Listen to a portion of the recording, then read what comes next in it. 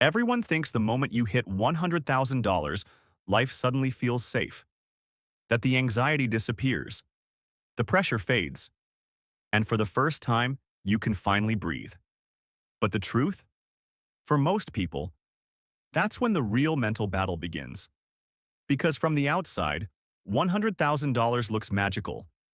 It feels like the number that separates struggle from security. The line between trying to make it and finally making it. But nobody warns you about what happens inside your mind when you get there. The fear of losing it, the pressure to prove it wasn't luck.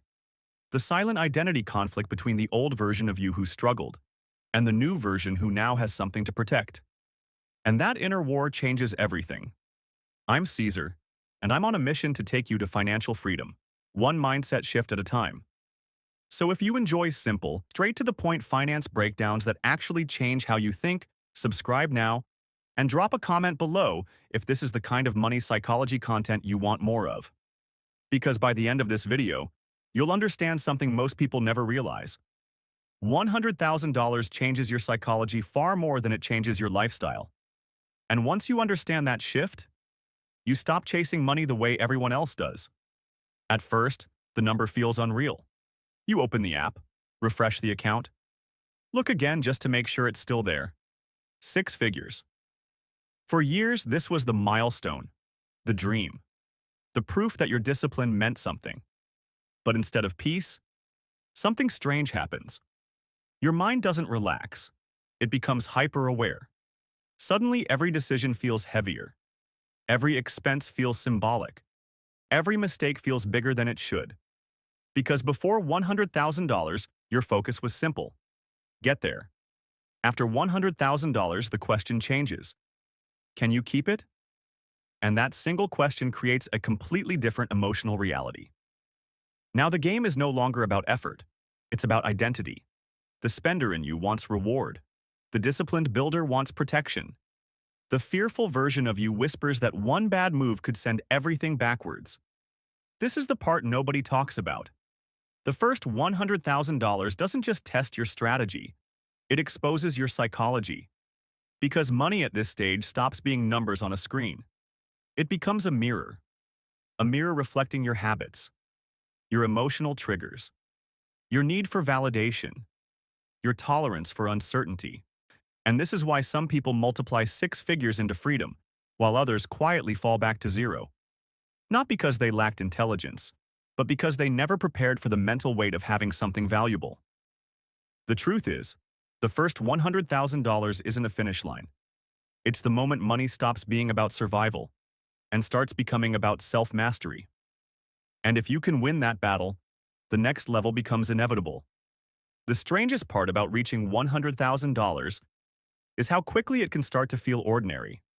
For years, this number lived in your imagination like a destination wrapped in light. You pictured confidence, freedom, a version of life where money stress no longer touched your decisions. In your mind, 6 figures meant feeling rich. But then it happens.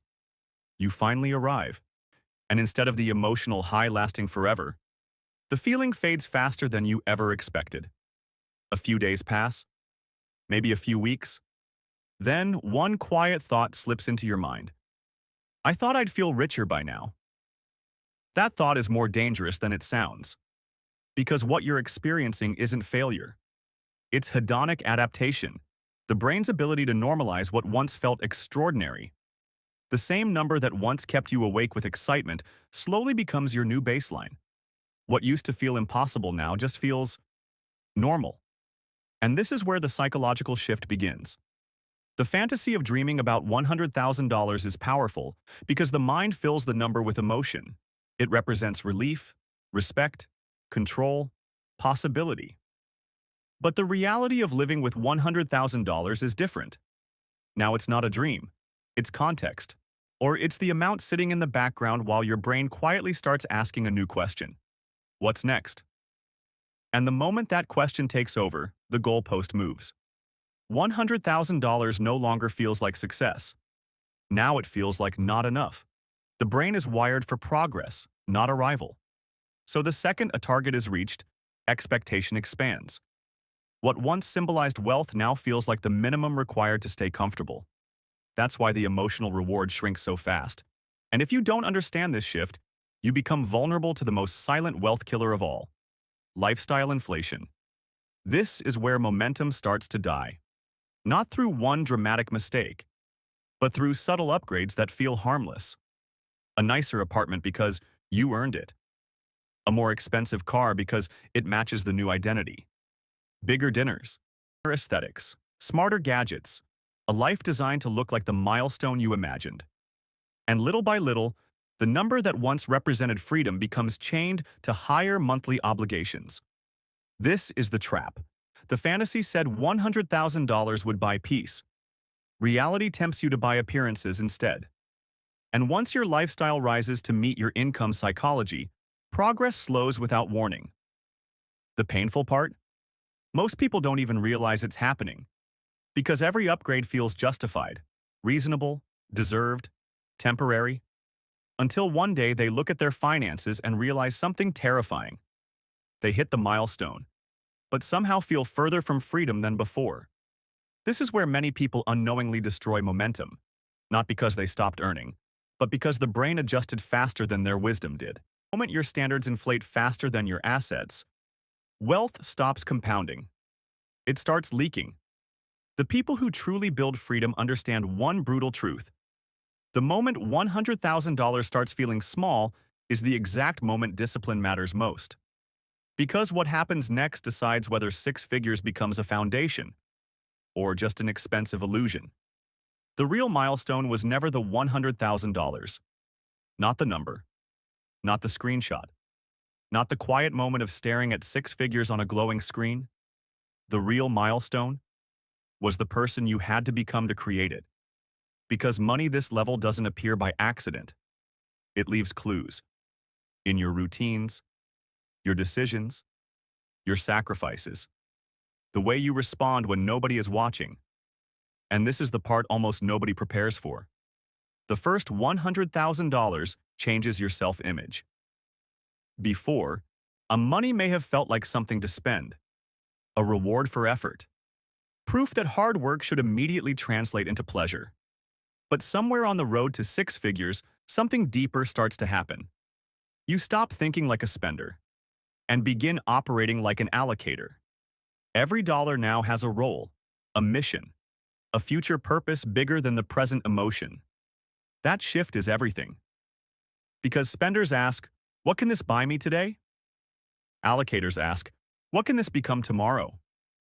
And that single mindset difference separates temporary money from permanent wealth.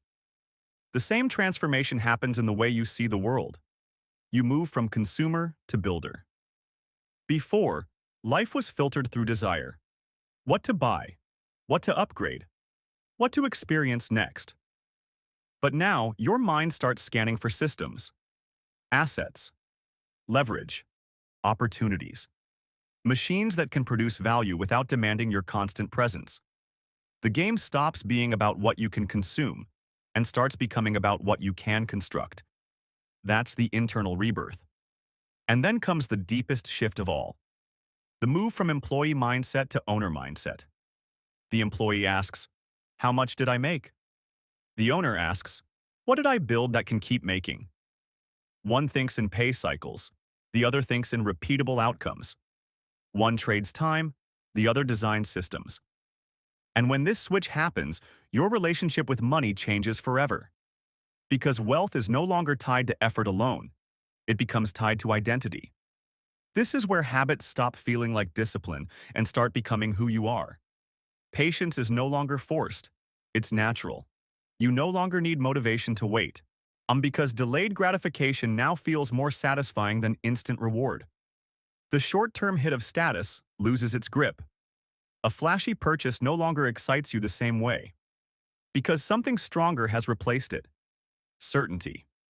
The certainty that money invested wisely can buy future freedom far greater than present applause. That emotional detachment from status is a form of power most people never reach. Because once you stop needing money to prove something, money starts staying. And staying money becomes growing money. This is why the first $100,000 is so powerful. It doesn't just prove you can save, it proves your system works, your thinking works, your discipline works, your ability to delay, allocate, and repeat works. That realization changes the story in your mind. Now the goal is no longer to hope wealth happens again. You know it can, because the evidence is no longer external, it's internal. The first $100,000 was never just a financial event. It was an identity rebirth. The moment you stopped acting like someone chasing wealth and became the kind of person who can create it repeatedly. The most dangerous moment in the journey to wealth is not before the first $100,000. It's right after. Because the moment the milestone is hit, something subtle happens inside the mind. The urgency that once fueled every move begins to fade. The late nights feel less necessary. The discipline that once felt sharp starts to soften. The systems that carried you here no longer feel as urgent to protect. And then the most expensive thought enters quietly. I made it. That belief has destroyed more momentum than failure ever could, because the brain has a habit of mistaking progress for completion. It sees the result, celebrates the relief, and unconsciously starts treating the journey like it's over. But wealth doesn't work that way. The first $100,000 is not the summit. It's the point where the mountain finally becomes visible. Yet this is where growth often slows, not because the person became incapable, but because success creates the illusion of arrival. The hunger that once pushed every decision gets replaced by comfort. And comfort is dangerous when it convinces you the systems no longer matter. This is where people start making mistakes that feel harmless in the moment. They celebrate with liabilities. A car payment disguised as a reward. A bigger apartment framed as motivation. Monthly expenses that quietly rise in proportion to ego. And the money that once represented options now gets converted into obligations. Then the systems begin to relax. The automatic investing pauses just for now. The budgeting routine becomes less consistent. The weekly financial review turns into something they'll get back to later. What built the wealth slowly loses structure. And because the account balance still looks healthy, the danger remains invisible. This is false arrival syndrome. The feeling that because you reached a milestone, the machine can now run without attention. But systems decay the moment awareness disappears. Then comes overconfidence. This is where the psychology gets expensive. The person starts believing the number itself makes them smarter. A few good decisions begin to feel like permanent genius. Patience gets replaced by certainty. Humility gets replaced by assumption. And that's when riskier decisions begin. Bigger bets with less analysis. Investments chosen for excitement instead of fundamentals. Opportunities pursued because confidence feels like competence. The mind starts chasing speed instead of sustainability. And the same discipline that once built six figures gets abandoned for emotional impulses wearing the mask of ambition. This is why momentum dies. Not through one dramatic collapse, but through the slow erosion of the habits that created the result. Because here's the truth most people learn too late. The same habits that built the money must now protect it. The patience, the systems, the humility, the delayed gratification. Those were never temporary tools. They were the operating system. And the moment you treat them like training wheels, wealth becomes fragile. This chapter in the journey is where stakes become real. Before $100,000, mistakes cost progress. After $100,000, mistakes can cost identity. Because losing momentum here doesn't just shrink the number, it attacks belief. It makes people question whether the success was real, repeatable, or luck. The winners understand something different. They don't let milestones reduce urgency. They let milestones increase responsibility.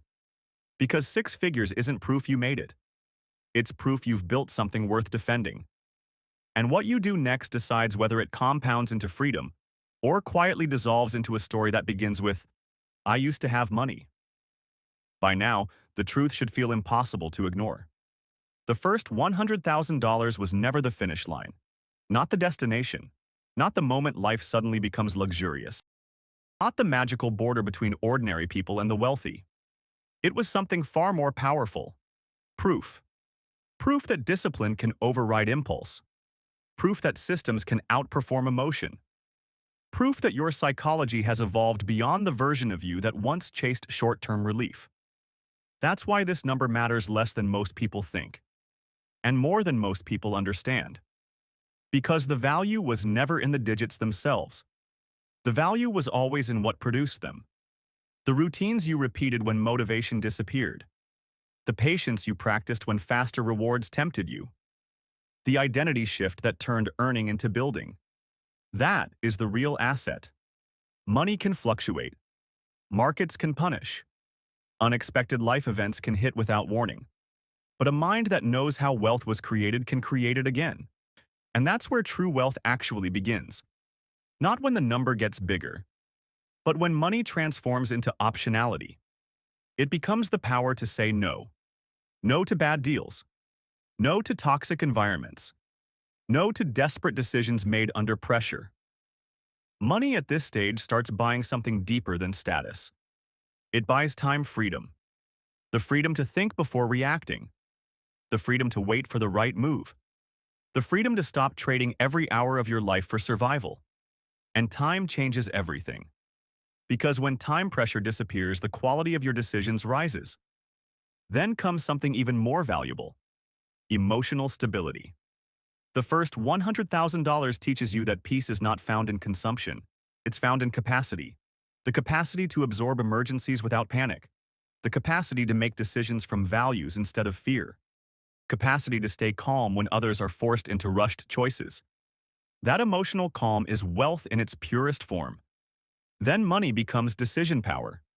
Not just the ability to choose what to buy, but the ability to choose how to live, where to work, who to work with, what opportunities deserve your energy, what risks are worth taking because your foundation is strong enough to survive them.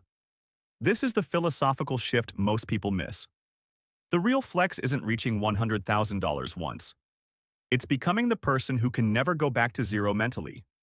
Because once your mind understands discipline, repeatability, patience, and systems, poverty thinking loses its grip forever. Even if the number disappears, the identity remains. And identity is what rebuilds faster than luck ever could. That's why six figures is not wealth. It's evidence. Or evidence that your habits work. Your systems work. Your mind now operates on a level most people never consciously reach. So the real question is no longer how fast you can hit the number. It's whether the person who created it is strong enough to multiply it into freedom. So tell me in the comments, what do you think changes first at $100,000? The bank account or the mind? I really want to hear your perspective. And if you want more simple, psychology-driven finance breakdowns that actually change how you think about money, subscribe now. Because real wealth always begins in the mind long before it appears in the account.